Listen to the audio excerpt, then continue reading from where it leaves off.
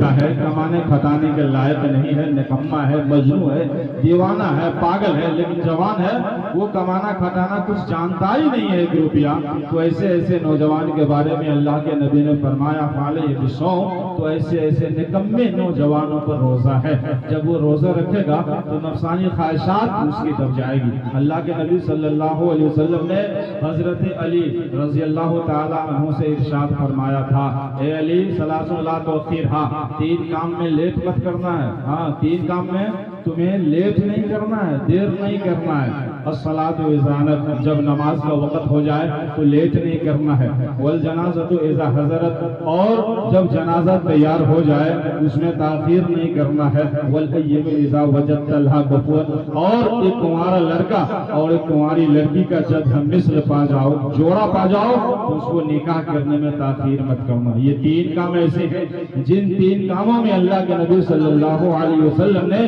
تاخیر کرنے سے منع فرمایا ہے۔ آپ کو معلوم ہونا چاہیے یہ حدیث ترمذی شریف کی حدیث ہے، سندن ضعیف ہے لیکن مفہوم کے اعتبار سے عمل کے لائق ہے، لہذا ہم اور آپ کوشش کریں کہ ان تین کاموں میں لیٹ نہ کریں۔ جب ہماری اولاد جوان ہو جائے تو وقت پر ہم شادی کر لیں، جب جنازہ تیار ہو جائے اور جو وقت ہم نے مقرر کر رکھا ہے، اب ہم یوں نہ کہیں کہ جنازہ کا جو لڑکا ہے وہ دربھنگہ آ گیا، سکری آ گیا، جھنجھار آ گیا، یہاں آ گیا، وہاں آ گیا، آدھا گھنٹہ اور، ایک گھنٹہ اور، 2 گھنٹہ اور، تو عصر کے بعد، تو مغرب کے بعد وغیرہ، یہ سب فضول ہے۔ اور نماز کا جب وقت ہو جائے، ان الصلاۃ کانت علی المؤمنین کتابا موقوتا، اللہ تبارک و تعالیٰ نے وقت مقررہ پر مومنین پر نماز کو فرض کیا ہے، قائم کیا ہے۔ اللہ کے نبی صلی اللہ علیہ وسلم نے ارشاد فرمایا تنکح المرأۃ لاربعین، عورتوں سے، لڑکیوں سے 4 ہی چیزوں کی وجہ سے شادیاں کی جاتی ہیں، نکاح کیا جاتا ہے۔ لمالہا، کوئی ایسا ہوتا ہے جو مال کی وجہ سے شادی کرتا ہے۔ ولجمالہا، کوئی ایسا ہوتا ہے جو لڑکی کی خوبصورتی کی وجہ سے شادی کرتا ہے۔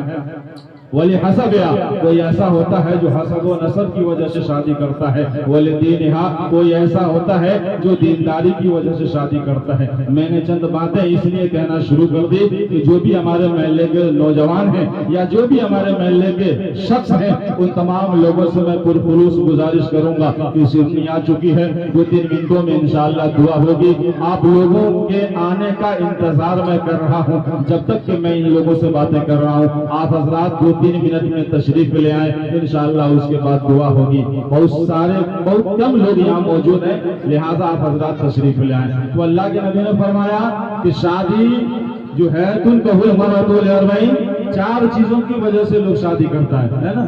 کبھی کسی کو دیکھیں گے کہ مال بھرپور مل گیا، شادی اوکے کر دے گا، کسی کو خاندان اعلیٰ مل گیا، شادی فکس کر دے گا، کسی کو خوبصورت لڑکی مل گئی، شادی کو فکس کر دے گا، کسی کو دیندار لڑکی مل گئی تو شادی کو فکس کر دے گا۔ اب آپ پر یہ ذمہ داری ہوتی ہے، آپ کے پاس مان کے چلیے لڑکا ہے نا، آپ کے پاس لڑکا ہے، آپ نے 4 گاؤں میں لڑکی کو دیکھا، کتنے گاؤں میں؟ 4 گاؤں میں آپ نے لڑکی کو دیکھا۔ آپ غور سے سنیے، 4 گاؤں میں آپ نے لڑکی کو دیکھا۔ ایک گاؤں میں ایسی لڑکی آپ نے دیکھا جس لڑکی کے گارجن کی طرف سے بھرپور آپ کو مال مل رہا ہے، بھرپور مال مل رہا ہے۔ اگر آپ نے 5 لاکھ کا کیش اور نقد کے بارے میں کہہ دیا تو ماشاءاللہ وہ تیار۔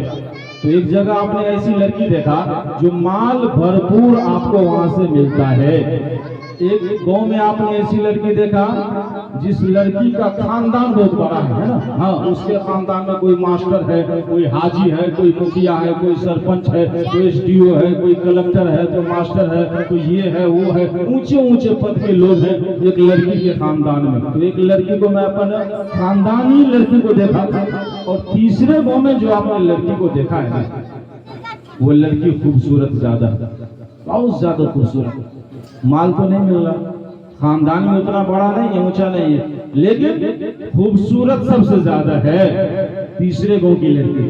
اور چوتھے گاؤں میں جو آپ نے لڑکی دیکھا ہے وہاں آپ کو مال بھی نہیں ملتا ہے، خاندان بھی لڑکی کا کوئی بڑا نہیں ہے، اعلیٰ نسب کا خاندان نہیں ہے، اور نہ وہاں کی لڑکی بھی اچھی ہے، لیکن ہاں وہاں دیندار لڑکی ہے، نمازی ہے، قرآن کی تلاوت کرنے والی ہے، مومن ہے، پاک دامن ہے، نماز روزے کا پابند ہے، تو اب آپ کو چوائس کرنا ہے۔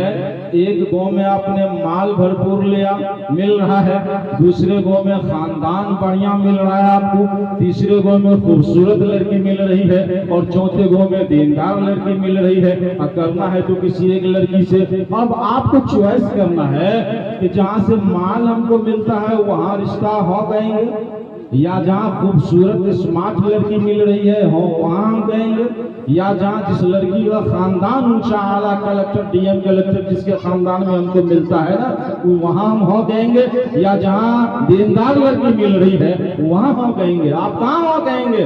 اللہ کے نبی صلی اللہ علیہ وسلم نے آپ کو ان چاروں لڑکیوں کی تخصیص کر کے بھی بتا دیا کہ فَاظْفَرْتَ بِذَاتِ دِینٍ تَرِبَتْ یَدَاکَ۔ کہ سنو میری امتیوں، ان چار لڑکیوں میں دیندار لڑکیوں کو ساری لڑکیوں پر ترجیح دو۔ اگر قرآن پڑھنے والی مل گئی، نماز پڑھنے والی مل گئی، دعا کرنے والی مل گئی، مومنہ مل گئی، صابرہ مل گئی، ساجدہ مل گئی، صائمہ مل گئی، تو ساری بقیہ تینوں لڑکی کو بیکار کر دو۔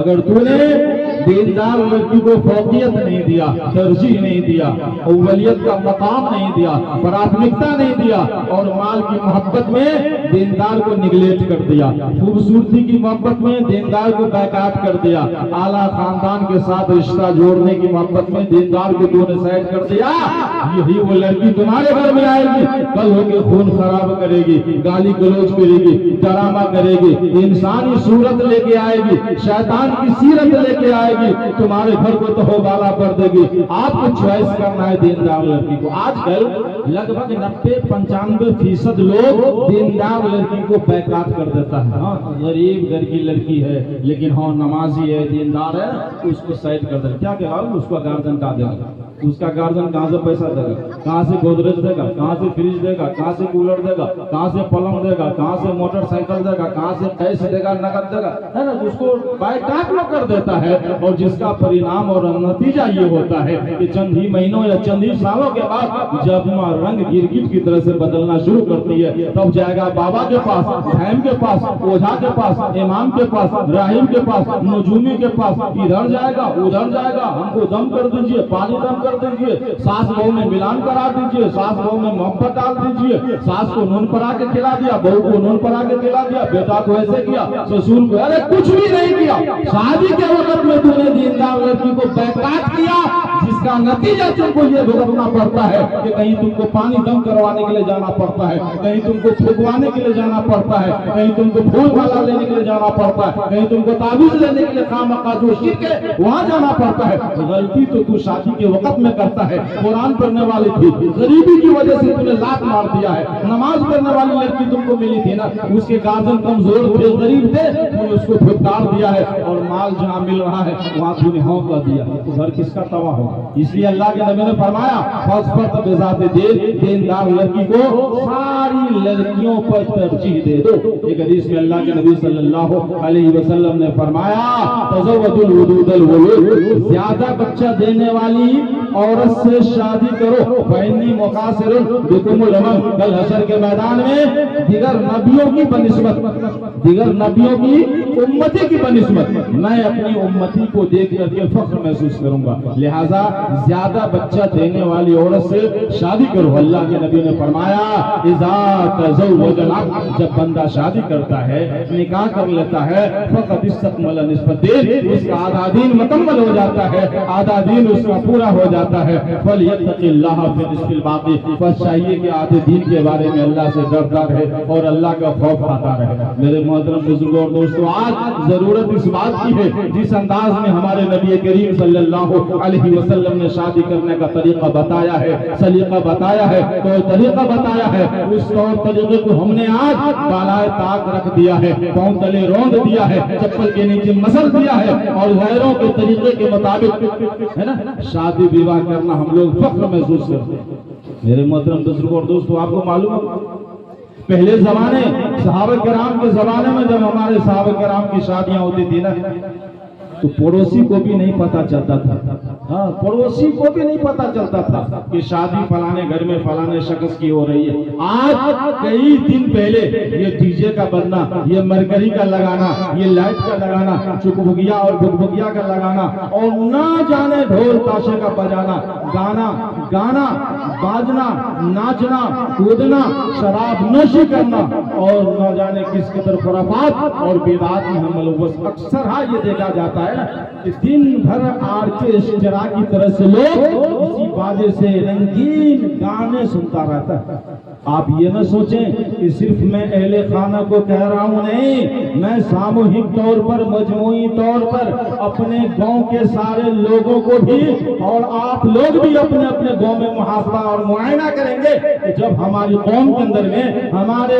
बरादर के अंदर में, और हमारी उम्मत में, हमारे मुसलमान भाई के अंदर में जब शादी होती है तो ना जाने 2 रोज पहले से हिंदी गाना खूब सुना, भोजपुरी गाना सुना, खूब रंगीन बार चित्रहार की तरह से दिन भर ऑर्केस्ट्रा की तरह से चलता रहा, और जब शाम हुई उसी मैक से, उसी माइक्रोफोन से काल अल्लाह और काल रसूल की हम बातें सुनते हैं। भला बताएं, दिन भर हम गाने सुने, दिन भर हम कूदें, दिन भर शराब नोशी करें, और रात में कुरान हदीस को सुने, क्या असर पड़ेगा? क्या असर पड़ेगा?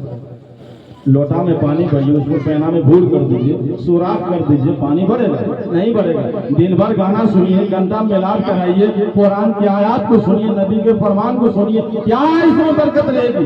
इतना ही नहीं, सिर्फ मैं अहले खाना को नहीं कहता, मजमूई सारे लोगों को कहता हूँ। अक्सर हाँ ये मैं देखता हूँ, 95% घरों में मैंने देखा है, जब प्रोग्राम खत्म हो गया, लोग खाने से फारिग हो गए, पहले खाना भी सुकून की सांस जब लेने लगे ना, अब चलेगा रंगीन बहार चित्रहार। जो नौजवान महल्ले के होते हैं शराबी कबाबी, उन लोगों का खीमा जमा होता है, वो डीजे में हल्की सौंद दे करके, ताकि महल्ले वालों के और मुस्लिम कौम की कान तक आवाज न पहुंचे, धीमी आवाज में शराब पिया, दारू पिया, नाचा गाया, कूदा फांदा।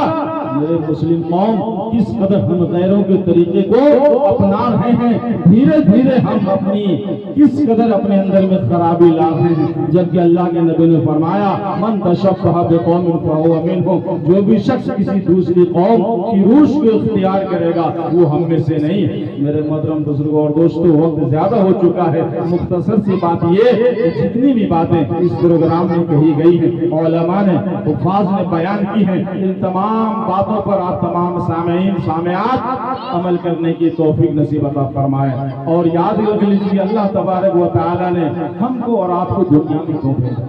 भेजने के मकसद को आप समझिए। अल्लाह ने क्यों भेजा? अल्लाह ने हमको दुनिया में आपको क्यों भेजा? मकसद को समझिए। उस मकसद को अगर आपने समझ लिया, वमा खलक़ुल जिन्ना वल इंसा इल्ला लियअबुदून, उस मकसद को अगर आपने पहुंच गया और सुन लिया, समझ लिया, तो आपकी जिंदगी कामयाब हो जाएगी। अल्लाह का मकसद ये है कि हमारा बंदा हमारी इबादत करे, नमाज करे, तस्बीहात है ना, उसकी विर्द करे, सही रास्ते पे चले, गलत रास्ते पे रुक जाए। इस मकसद के तहत अल्लाह तबारक व तआला ने हमें और आपको दुनिया में भेजा।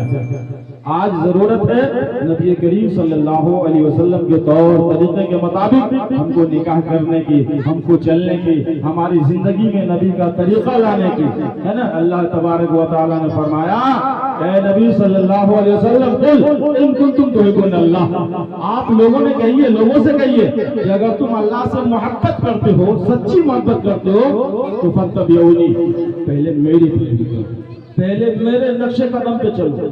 ए नबी, आप लोगों को कहिए, अगर तुम लोग अल्लाह से सच्ची मोहब्बत करते हो तो फत्तबिऊनी, पहले मुझसे मोहब्बत करो, पहले मेरी पैरवी करो, मेरी सुन्नत के मुताबिक चलो, मेरे नक्शे कदम के मुताबिक चलो, उसके बाद ही अल्लाह से सच्ची मोहब्बत तुम्हारी कायम हो।